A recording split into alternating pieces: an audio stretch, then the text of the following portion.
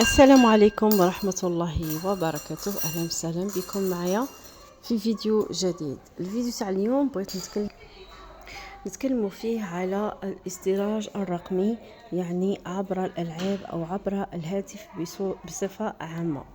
وش هو الاستدراج الرقمي؟ الاستدراج مثلا كما تعرفوا الأطفال هذا كما نقول الوقت ما عندهم أغلبية الهاتف، الطابلات، البيسي، أغلبية الهاتف. الأمهات يمدوا لهم الهاتف، يعني تقول لك يتلهى به، يلعب به، هذا. ولكن كاين بعض الأطفال اللي يدخلوا في ألعاب لازم تدخل رقم الهاتف ولا لازم تدخل الإيميل، حاجة طبيعية باش تعمر البيانات أيضا، باش تلعب هذيك اللعبة. وهذيك اللعبة أصلا يكون فيها اتصالات لداخل في وسط اللعبة، يعني تعيط تتكلم مع هذا وتتكلم مع هذا وتلعب مع هذا وضد هذا. فهمتوني؟ مانيش باغي نسمي الألعاب، إنما هاد الألعاب هم معروفين. يبدأ الطفل يلعب اليوم، غدوة بعد غدوة، هو المعلومات نتاعو راهي يعني ماشي حتى ماشي عمر الاسم واللقب، وإنما الإيميل، خصوصا اللي طلع بالرقم الهاتف. يعني يدخلوا الإيميل، يستدرجوه، يدوا رقم الهاتف، يدوا المعلومات كلها. وهذا كل شيء عن طريق الاستدراج الرقمي، يعني الاستدراج في اللعبة في حد ذاتها. فهمتوا؟ يبقى مثلا مرة على مرة يعيطوا يجربوا هذاك الرقم الهاتف، بشوية بشوية يبقى يعني يقول له اسكو تبغي تلاقى بهاد الاصحاب لهم يحكيوا معك، اسكو عندك يعني رغبة في انك تشوف شكون لهم يلعبوا معك. فهمتوني؟ عاود يخليه يامات، عاود يجبد له نفس الرسالة، راهم يتلاقاو، راهم يتبادلوا الهدايا، راهم كذا راهم كذا. فالطفل طبعا اذا خلاص الهوس تاعه راه في هذيك اللعبه، كما تعرفوا كاين العاب الكبير ويروح فيها، يعني حب المغامرات. فهمتوني؟ الوغ هذاك الطفل يروح يدخل في هذيك المتاهه، وطبعا بالرسائل كما نقولوا يبقاو يبعثوا له. ممكن جدا انه مثلا يقولوا له جيب معك اموال، او جيب معك، ما تجيش اسيدي ما تجيب والو، نتلاقاو في المكان الفلاني، انت وين تسكن؟ يبقى يقول لهم انا وين نسكن، وين بالتقريب، مانيش عارف اكزاكتومون هذاك المكان وين. يبقى يقول لهم ها وين هو. كما سبق اللي قلت لكم، وهو يعني في قلبه باش يتلاقى بهذوك الناس، يلعبوا معاه، يدير اصدقاء، يدير منافسين، يدير شكون هذو. كيما هكا يكون الاستدراج. وللاسف بزاف اطفال بالك يتم استدراجهم كيما هذه الطريقه مثلا.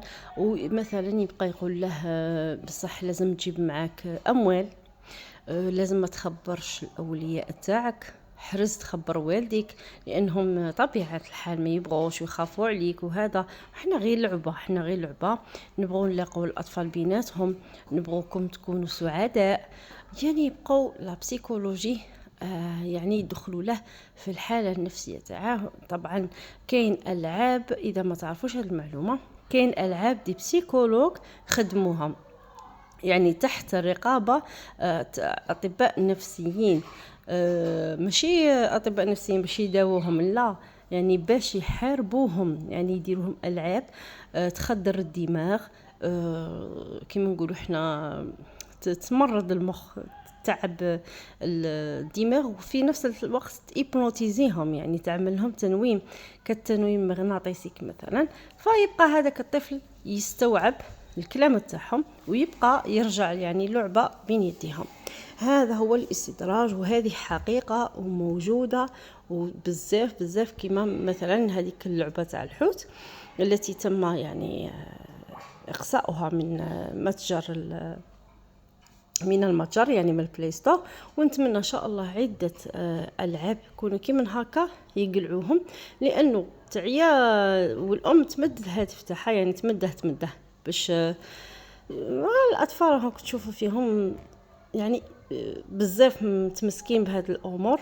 وان شاء الله يا ربي يا ربي يعني السلطات تشوف بعض الالعاب هادو كيما هكا تقلعهم، لانهم خطر على الاطفال وخطر على المجتمع. كما قلت لكم يمكن جدا انه بعض الاطفال بالك استدرجوهم في الاونه الاخيره يكونوا ايضا من هذا النوع من الالعاب، حتى لو ما كانش العاب فقط. احيانا انت تكون تلعب يدخلك رساله، تدخلك حاجه كانها هكا نوفخ، يعني هديه تدخل في ديك الهديه. هذيك يقول لك كتب العنوان تاعك، تكتب العنوان، يقول لك رقم الهاتف، يعطيك الهاتف، يعيطوا لك في الهاتف، يقول لك ما تخبرش والديك، هذه هديه يعني ليك انت، ولا باش ديرها لهم مفاجأة.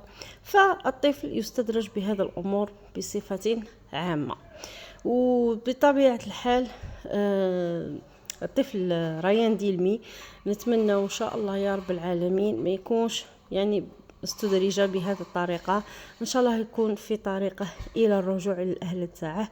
انا نذكره في كل فيديوهاتي لاني دائما نتفكره، وان شاء الله ما نسكتوش حتى يرجع الى اهله سالم غانم.